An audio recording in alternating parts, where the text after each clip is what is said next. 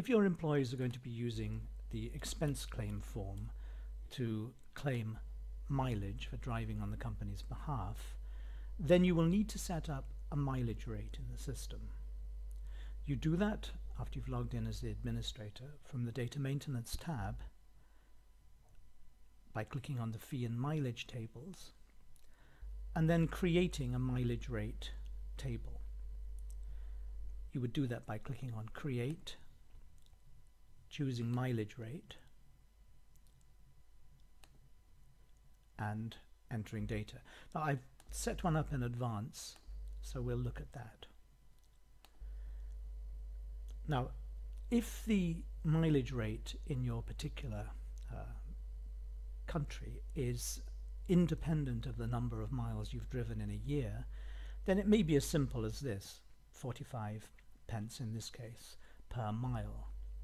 But in the UK, and this demonstration database is modeled partly on the UK requirements, it's a little bit more complicated in that you will only receive 25 pence after 10,000 miles driven in the tax year, which runs from April to March. So this is how you would set that up. You would use the Advanced tab rather than the General tab. The Advanced tab simply has more fields on it.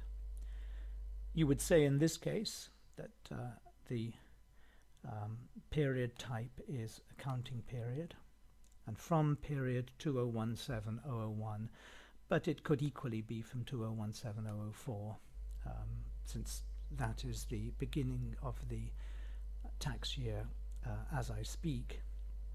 And then you will enter, this is very important, the value of miles, kilometer, year to date. Now you'll see a lot of fields, values listed here.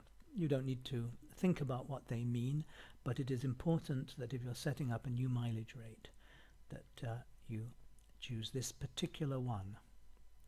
It will contain, when the expense claim is calculated, the total number of miles driven in the tax year, and then based on that it will work out the total value of mileage to be reimbursed to an employee based on these rules that between 0 and 10,000 it's 45 pence, from 10,000 to a very large number it's 25 pence. It's important that you enter this very large number. If you don't, it won't work. And that's all that you need to do. Just to illustrate, let's suppose that from April 2018 the rate changes. Just go through this in more detail. You would then create another record for mileage rate. We'll go to the Advanced tab here. We will say from 2018-004, based on miles, kilometer, year to date, again from 0 to 10,000. Let's suppose that the HMRC generously allows 50 pence per mile. Then you would enter it this way. And let's suppose that they're allowing 27 pence thereafter. So this is a second mileage record, and these rates would kick in from April 2018.